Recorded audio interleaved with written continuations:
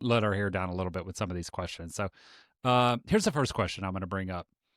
My husband wanted a bite of my pizza. I turned around and this happened. What do I do from here? So I'm going to show you a picture. So Paula from Holland, Michigan writes in and says, husband wants a bite of pizza.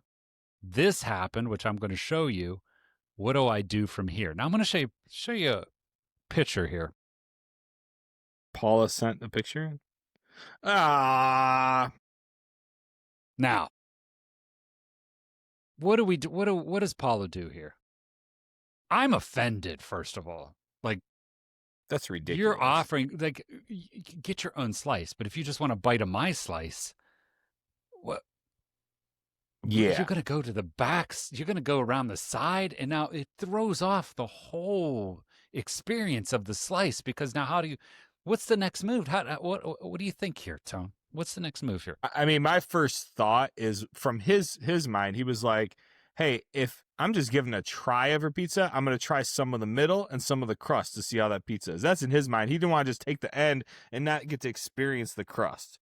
This was a strategic move by him, I think. Or he's just a complete dick. And he's like, here you go, wife. I mean, you might as well throw this piece away, because I think there's when you're eating a slice, there's a balance to it. It's but to come in and then double bite on the back side because you want the crust. Paula. Seriously. Well, so I'm not a big crust guy. So it's interesting he went straight for the crust, you know. I mean, that could have been an act of love if she was like trying to cut out those carbs, you know, from that. I can see two options here. I'm going to give two options. Is it Paula? Her name was Paula? Paula from Holland, Michigan. Yeah, Paula could take a couple of nibbles, tiny little nibbles along the side there, and make it a skinny slice. Then it brings that balance back. Okay. Or you fork and knife it. You just fork and knife that pizza. Get out the utensils. Nate's on point with both of those options. I'm not mad at that at all. I tell you one thing I like about Nate. If you've watched the show, like, there's a little bit of a yin and yang that goes on with Tony and I. And I think Tony's the more positive. I'm probably the more negative. I like Nate's Nate's bringing a lot of positive. Like, he said, you know what? Yeah. Paula says, you know what? He comes in, he tries to throw me off. What I'm going to do is I'm going to work this around and I'm going to balance it out. Everything's going to be happy. I'm folding this up, and I think you're doing a fold with it. I'm hitting him with it. I think I'm going to. Yeah. Paula. I'm going to if I'm Paula, I'm going to say, you deal with this, because I'm going to go get another fresh slice. This is absurd. Here's what I'll say. And this is the only defense I have of Paula's husband. We'll call him Gary. Let's call him Gary. Gary could be hitting the gummies too. I mean, he's in Holland. It's cold.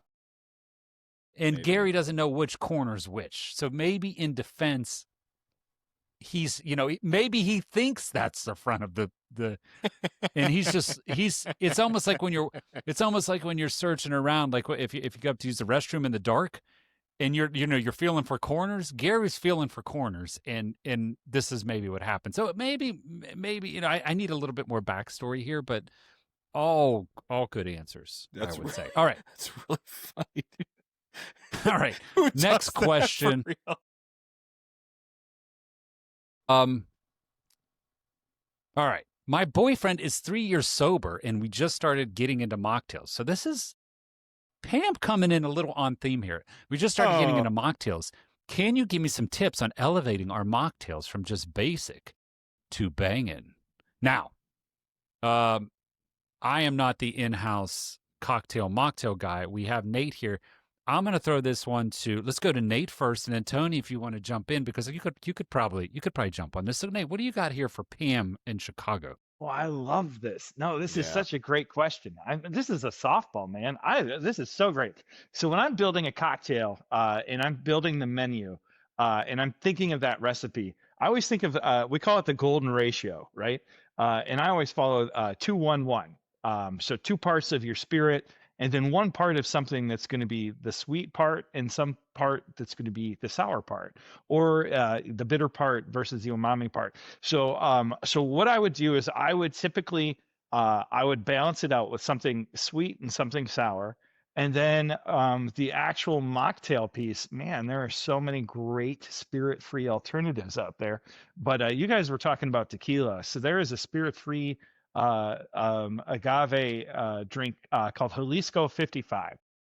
So I would Okay. get some Jalisco 55, and I would make Tommy's margarita with it, and I would do 2 parts Jalisco 55, 1 part fresh squeezed lime juice, and 1 part agave syrup, Ooh. not agave nectar, agave syrup. You Mm. shake it, you put it in, just treat it like a normal margarita, and man, it tastes delicious. And then anything to elevate, I think that the big thing to do is make sure you're using fresh juices, make sure you're using fresh fruits, and then I'm a garnish guy. Come Thanksgiving, I'm not eating too much of that turkey. I like the sides. I think you can go crazy with some fun garnishes on any of your mocktails, and you'll make people jealous. And when you take maybe some rosemary and you light it on fire and get it a little smoky, and you do that, you can do some fun things like that, or dehydrate those orange peels or any of those leftovers that you have, those citrus pieces and yeah, that's what I would do. I always think 2-1-1 though with the ratio. 2 parts your main ingredient, and then 1 part something of either a sweet side or a bitter side, the other part a savory side or a sour side, and you're good to go. Nate's on point. Like that's what it is. It's balance. I think like that's when it comes to like someone having a mocktail that's just boring. It's just a sweet drink and maybe putting some soda in it, and it's like that's boring. You got to have balance. That's why Nate kills it with like using the same ratio that you would use in a cocktail. I think another fun thing. This is what I do for my kids. This is where my mind goes. Is like because they obviously I'm having a party or something. They're like, Dad, can I have a they call it a cocktail. Obviously they we're not giving them alcohol, but I'm like, sure, I'll make you one. And they enjoy when I'm having fun with some like fresh fruit, obviously fresh citrus, but some fresh fruit, essentially just doing some kind of smash, maybe getting some mint from the garden or basil, some lemon, doing a smash. I've made a shrub and done a mocktail with a shrub, and that's fun because it just gives it that different element of pop. You just need that vinegar. The vinegar will make it pop. It's hard.